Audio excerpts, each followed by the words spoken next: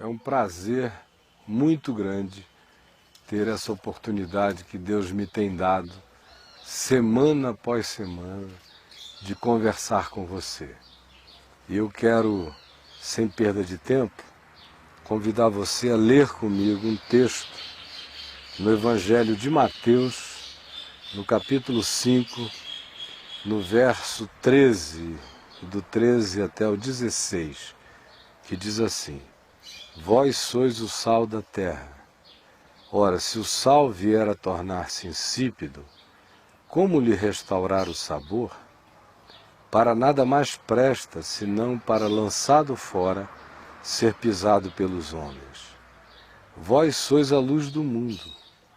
Não se pode esconder a cidade edificada sobre um monte, nem se acende uma candeia para colocá-la debaixo do alqueire, do cesto, mas no velador, no lugar alto, e assim alumia a todos os que se encontram na casa. Desse modo brilhe também a vossa luz diante dos homens, para que vejam as vossas boas obras e glorifiquem a vosso Pai que está nos céus. Jesus disse isso aos seus discípulos, de acordo com o início do capítulo 5. Ou seja, ele disse isso a pessoas que dizem: eu quero seguir o teu caminho. Eu quero que os teus pensamentos se tornem meus. Eu quero que os teus princípios sejam o chão da minha vida. Eu quero que os teus ensinos me penetrem, tomem conta das minhas emoções, dos meus pensamentos, das minhas reações, sobretudo das minhas decisões de escolher o que tu chamas vida. Isso é um discípulo de Jesus. O discípulo de Jesus é um indivíduo que dá razão a Jesus acima de qualquer outra razão da vida. É a pessoa que diz que Jesus é o absoluto da sua vida. Esse é discípulo. Quem não pensa assim, não sente assim, não encarna isto e não crê que seja assim, é tudo, menos discípulo. Ele pode ser protestante, católico, evangélico, pode ter todas as confissões religiosas cristãs relacionadas a Jesus que ele tem, mas se a decisão dele não for a decisão do discípulo, que é a decisão do indivíduo que, como eu descrevi antes, quer que a sua vida reproduza a vida de Jesus, quer que os seus pensamentos sejam conforme os pensamentos explicitados por Jesus no Evangelho, quer que seus valores e categorias de decisão sejam aquelas propostas por Jesus, esse é o discípulo. Quem não é assim é religioso. Quem é um religioso? O religioso é um indivíduo que diz: eu creio em Jesus, eu sou um cristão. De fato, eu sou uma pessoa do cristianismo. Eu nasci aqui, eu vou ao culto, eu vou à missa, eu celebro Jesus como Deus e aceito muito do que ele diz, eu tento praticar, mas é só até aí que o indivíduo vai. Esse é você, um religioso cristão, mas provavelmente não ainda um discípulo de Jesus. Por que eu estou dizendo isso? Porque Jesus disse aos discípulos: vós sois o sal da terra. Vocês são o elemento de gosto, de preservação do alimento da vida. Se vocês estiverem presentes na vida, a vida terá gosto. Se vocês se ausentarem da vida, a vida não terá gosto. Aí eu fico pensando nisso, olhando em volta, e dizendo, do ponto de vista humano, coitado de Jesus, foi uma frustração só, porque aquilo que no planeta, do ponto de vista histórico, diz representar a mensagem de Jesus, é tudo, menos sal, menos gosto. Desde quando o cristianismo deu gosto à vida? O cristianismo existe desde o imperador Constantino. Não foi Jesus quem fundou o cristianismo, foi o imperador romano. Jesus nunca fundou religião. Ele ensinou o caminho, a verdade e a vida. Ele ensinou e ensina o Evangelho. Ele ensina a gente a absorver a Jesus e nos deixarmos absorver por Ele, a nos fundirmos nele, numa relação pessoal. O cristianismo, que é o que diz representar Jesus, não aguenta essa pergunta.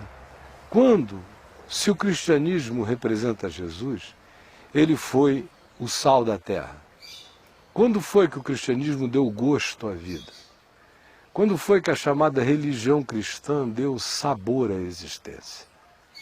A história inteira ensina outra coisa. O cristianismo chegou para tirar o sabor da vida. Tirar o sabor do beijo, tirar o sabor do sexo. Não houve nada, nem o diabo conseguiu fazer o sexo se tornar uma coisa tão demoníaca quanto o cristianismo.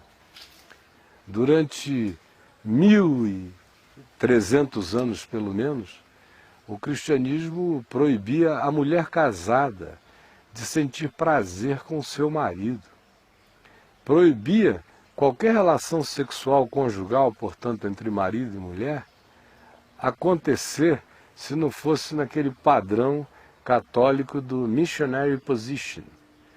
O cristianismo, o que conseguiu foi neurotizar a mente ocidental como um todo. Tudo era pecado.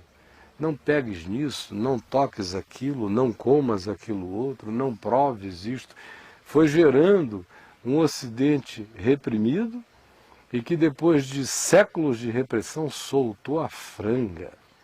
E hoje é um ocidente pós-cristão que associa Jesus ao cristianismo e, em associando Jesus ao cristianismo, diz: se Jesus e o cristianismo são a mesma coisa, eu não quero Jesus, porque o cristianismo é uma porcaria.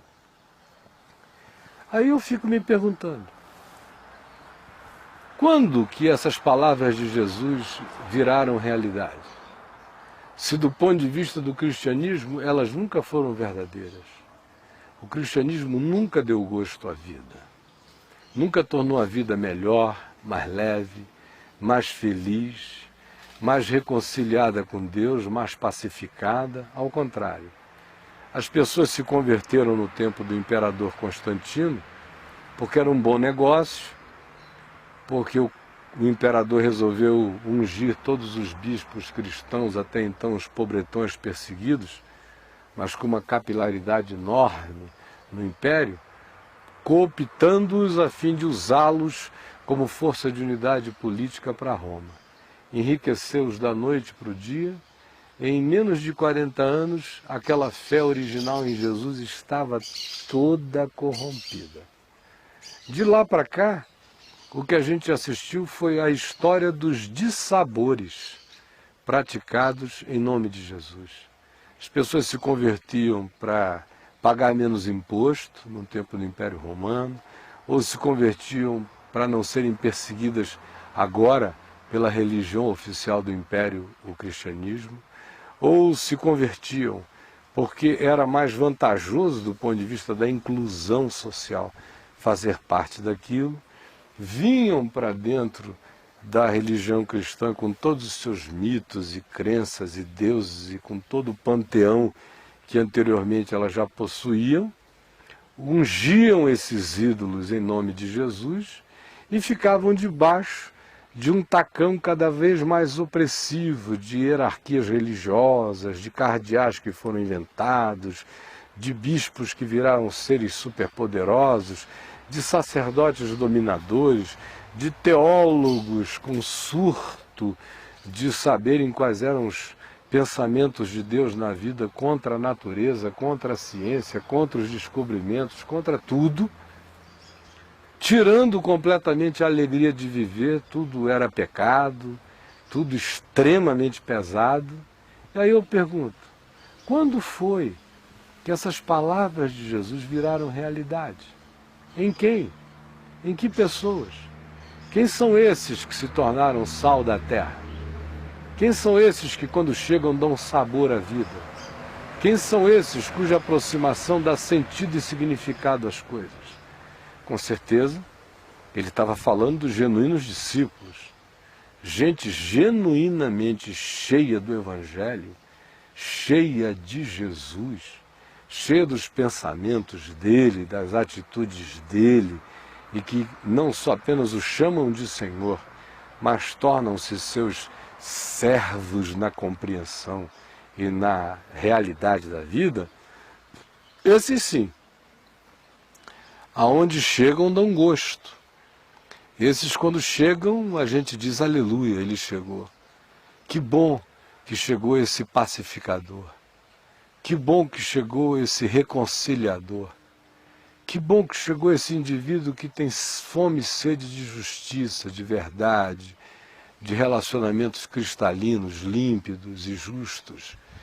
Que bom que chegou esse indivíduo que não é entregue à fantasia, que vive no chão da realidade e que tem um olhar limpo e que não julga as pessoas. Que bom que chegou esse ser misericordioso, que não tem prazer em esmagar a cana quebrada, nem apagar o tiçãozinho que só está fumegando. Que bom que chegou esse indivíduo generoso, gracioso. Que bom que chegou essa pessoa que, mesmo quando é perseguida ou maltratada, não fica amargurada, antes levanta a cabeça aos céus e prossegue andando sem desviar o curso da sua vida. Que bom que ele chegou, o discípulo de Jesus. Esse, quando chega, dá gosto à vida. Agora, o cristianismo não transfere esse gosto para aqueles que se dizem os seus aderentes, os seus membros. Para que o indivíduo ganhe o gosto do sal da vida, do sal que dá sabor à existência, à história, é preciso que a pessoa encarne o espírito do Evangelho, que é o que torna alguém discípulo de Jesus. Ele tem que ser humilde de espírito, ele tem que ser aquele ser solidário, que se importa com os outros, que não tem medo de chorar o choro das verdadeiras solidariedades, de se importar sentida, profunda e comprometidamente com os outros. Ele tem que ser esse manso, que não é um molenga, é um indivíduo forte. A palavra manso no grego designa um indivíduo que se pôs sob controle, não porque ele seja um molengão, ao contrário, ele tem energia que se submete ao caminho da vontade de Deus e não à violência dos seus próprios impulsos. Quando ele é discípulo, ele tem fome e sede de justiça, ele é misericordioso, ele é limpo de coração, ele é pacificador e quando perseguido ele não se auto-vitima. Quando uma pessoa encarna isto, aí sim, aí sim, aí sim e só aí, ela de fato se torna sal da terra, dá gosto à vida. Agora pense em você. Você que foi crismado, batizado, que frequenta a missa, o culto, o centro, a reunião esotérica, seja lá o que for que você pratique como religião, pense em você. Pense não nos cultos, pense não no dízimo, pense não nas obrinhas caritativas que você faz aqui e ali, mas pense na realidade da vida. Pense no que a sua mulher sente quando você chega em casa. Quando você chega, você sente que a família diz, oba, papai chegou, que legal, que maravilha. Ou você sente que fica todo mundo cabreiro. A mulher começa a pisar em ovos, os filhos vão se escondendo aqui e ali nos quartos, você é um ser de quem pode proceder qualquer maluquice a qualquer momento. Você é inafetivo, você só se preocupa com as notas das crianças no máximo, mas não se preocupa com a qualidade de seres que estão sendo construídos dentro dos seus filhos. Quem sabe você é a mulher que reclama que o marido fica muito tempo fora de casa, mas a pergunta é, dá para botar você na panela da vida ou você tem aquele gosto insosso, minha filha? discípula de Jesus, canta no coral da igreja, visita velhinhos no sábado à tarde, dá opinião na vida do padre e do pastor, de todo mundo, cheia de moral e de rigores. Mas a pergunta é uma só. Quando você chega, a vida ganha gosto, fica saborosa, ou você torna a existência insossa? A sua aproximação às vezes nem insossa é, às vezes é venenosa. Mas você se diz crente em Jesus. O que eu estou querendo é ver se a gente acaba com essa panaceia, com essa palhaçada, com esse faz de conta, com essa hipocrisia de ficarmos dizendo que nós somos de Jesus e cremos no Evangelho, quando de fato a nossa vida não passa no teste simples da existência. No seu trabalho, você que é esse santarado, que vive aí com Deus na boca o dia inteiro, julgando todo mundo, botando todo mundo no inferno, você já percebeu? Talvez não, não é? Que na sua ausência o clima fica melhor? Que você estraga qualquer happy hour? Que a sua presença é um desgosto? E não é porque você seja alguém do Evangelho, é só porque você é alguém da religião, porque você recebeu essa unção de chatice e fica dizendo para todo mundo que você é o sal da terra e a luz do mundo? Se você é luz, meu filho, é luz negra, é de neon, é artificial. E o sal, Jesus disse, é insípido. Fica tanto tempo no saleiro da religião e não no contato com a vida, que ele perde o sabor. Jesus disse, vós sois o sal da terra, e o sal só ganha a sua qualidade de salgar quando ele se dilui. Um sal não diluído não serve para absolutamente nada. Assim como esse ajuntamento de um monte de gente que diz que é sal da terra, mas vive no saleiro da religião e da igreja, não presta para nada esse sal. Ele vai virar pedra, ele vai ficar insípido. Se for uma igreja grande, vira monturo de sal insípido, que não dá gosto ao mundo, nem à vida. Se a maioria dos crentes fosse abduzido, arrebatado do jeito que são e que estão hoje, o mundo não ia sentir falta, talvez até alívio, porque nós que dizemos que somos discípulos de Jesus, precisamos admitir, antes de tudo, que nós temos sido uma falácia, que a nossa vida não parece com Jesus, que a nossa existência não carrega a realidade do Evangelho, que os nossos pensamentos não têm nada a ver com Deus e com Jesus, são perversos, egoístas, mesquinhos, arrogantes, desafeiçoados, que o nosso ser de fato não está nem aí a não ser para o nosso próprio umbigo, que a nossa vida não dá gosto a coisa alguma, que a gente não tem vontade de se diluir na existência, ao contrário, a gente quer virar uma estátua de sal visível e aplaudida, sem entender que Jesus disse que o sal só tem o seu sentido quando ele se dilui, quando ele perde até a aparência visível dele, quando ele vai dando esse gosto que as pessoas nem sabem de onde vem. Às vezes elas só discernem quando você sai, aí que elas dizem, meu Deus, como a química da presença daquela pessoa tornava tudo diferente. Foi na ausência dela que eu fui saber como ela dava prazer, gosto, sentido e leveza à vida. E eu não notava como as guerras não se estabeleceram entre nós porque ele era um pacificador. Como as fantasias e as paranoias não dominaram a nossa cabeça porque ele sempre nos chamava para a realidade. Como a gente não se inimizou com todo mundo, porque ele estava sempre dizendo para não julgar, para ter paciência. Como a gente não se tornou amargurado, porque ele estava sempre dizendo, olha, se foi injustiça que praticaram contra você, olhe para o Pai. Não se auto-vitime, não fique tomado de autocomiseração. Trabalhe em favor do fluxo da vida. Como a existência ganhou engrenagens entre nós porque ele era misericordioso, estava sempre nos convidando a nos condoermos da fraqueza dos outros, ao invés de esmagarmos. E agora que ele saiu é que a gente vê a diferença. Esse é o verdadeiro sal. Não faz propaganda de si mesmo. Quando o sal faz propaganda de si mesmo, ele vira uma pedra que não se dissolve, portanto perde o sabor. O sal não faz propaganda, ele se dá, ele se entrega. Ele é jogado na panela e a gente não sabe mais onde ele está, a gente só prova e diz, o sal está no ponto. Sem ele a gente diz, está insosso. Com mais do que o ponto dele, que é o fanatismo religioso, a gente diz, está intragável. Ele serve no ponto e na medida de Jesus. Aí ele dá gosto.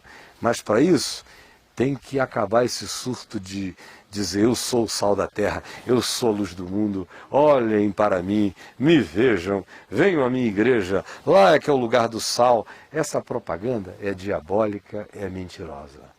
E ela não passa no Procon celestial, é propaganda enganosa. Para Jesus só faz sentido se você for, não se você disser que é. Tudo em Jesus tem a ver com o ser. Ou a gente se torna, ou a gente não é. A gente pode sair fazendo propaganda, gritando, evangelizando, dizendo, convidando, convocando. Mas se você não se tornar, se essa coisa não virar carne, sangue, pensamento, emoção, convicção, princípio, andar, atitude na sua vida, jamais será verdade. Embora você pregue sobre isso, fale sobre isso, convide as pessoas para isso, mas as pessoas lambem você na existência e não sentem gosto de nada. Às vezes sentem apenas o gosto do amargor, apenas o gosto da amargura. Chegou a hora, e eu sei que eu estou falando para uma maioria absoluta de cristãos, sejam eles católicos, protestantes, evangélicos, pentecostais, neopentecostais, espíritas kardecistas, esotéricos cristãos, é esse panteão de coisa aí em volta. Tudo isso é palhaçada, não escapa nada. Só não é palhaçada, é ser discípulo de Jesus. Você quer ser discípulo de quê? Dos evangélicos?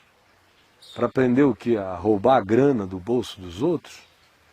Você está achando que os pastores evangélicos estão numa situação espiritual melhor do que os bicheiros do Brasil? Em verdade, eu vos digo que não estão. Você quer o quê? Ser pastoreado pelo sacerdócio católico? Vai ter que botar no bumbum das crianças uma rolha, de tão doentes que esses caras andam, todo mundo. Você vai se entregar a quem? Aos gurus? Surtados, doidos, sem solução dentro deles mesmos, vivendo aí, acendendo uma vela para Deus e outra para o diabo, e você pensa que isso vai dar gosto de Deus à tua vida? Que você vai virar sal da terra lendo autoajuda? Você pensa que é o Paulo Coelho que vai fazer de você sal da terra? Ele não consegue salgar nem a vida dele. Só um caminho para dar gosto à vida. Para ser uma pessoa que quando chega todo mundo diz aleluia. Entrou e deu gosto à existência. O caminho é um só. É o da entrega simples e radical da vida a Jesus. É o caminho da abdicação dos nossos próprios pensamentos, caprichos, filosofias, culturas familiares, aquela coisa que você diz, meu avô era assim, meu pai era assim, eu honro a minha família sendo assim como esse reptiliano, sendo essa cascavel envenenada, honrando o seu avô e o seu pai, é isso que você quer? É essa imutabilidade desgraçada que você quer para a sua vida? Eu não quero nada disso para mim. Eu quero dar gosto. Eu quero ter gosto em mim, para que eu dê gosto onde eu toque, aonde eu chegue. Por exemplo, eu sei que essa palavra que eu estou dizendo é sal na panela insossa de muita gente. Eu sei que nesse momento o Espírito Santo está colocando um gosto de vida, de esperança no coração de muita gente que está me ouvindo. Mas para que isso não acabe daqui a 2 horas, nem na semana que vem, só um caminho. Misture-se com o Evangelho. Deixe as palavras de Jesus, que são espírito e são vida, se tornarem a sua carne, o seu sangue, o seu software de pensamento, de decisão e de atitude. De fato, só um caminho. É o da rendição, é o da entrega. É o da abdicação de tudo, dizendo: Jesus, para quem iremos nós? Só tu tens as palavras da vida eterna. Eu convido você para estar comigo hoje à noite no Teatro La Salle, às 18 horas. Você viu passando aí o endereço, o programa inteiro nessa meia hora. Teatro La Salle 906 Sul, às 18 horas em ponto. Eu inicio orando pelos doentes, aflitos e angustiados. Pode chegar, eu estarei lá orando primeiro pelos que forem chegando, e depois de 6h45 eu começo a pregar o Evangelho para quem estiver lá. No mais, você também viu o endereço do meu site, www.caifab.net, e o endereço da vemvtv.com.br. 24 horas de ensino do Evangelho por dia. Esses são os meus convites a você. E se você está angustiado, você também viu vários números passando aí do Chico, do Jack, da Dora, do William. Pode ligar para qualquer dessas pessoas e pedir oração, ou um conselho, ou uma palavra do Evangelho. Jesus abençoe a todos nós. Tchau, tchau. Bye, bye.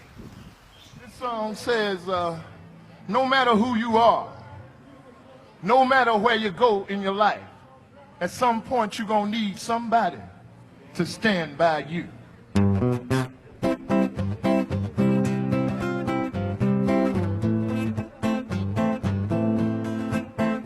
Oh yeah, oh my darling, stand by me. No matter who you are, no matter where you go in life, you gonna need somebody to stand by you. No matter how much money you got, all the friends you got, you gonna need somebody to stand by you. When the night has come and the land is dark and that moon is the only light we'll see. No, I won't be afraid. I won't shed one tear. Just as long as your people come and stand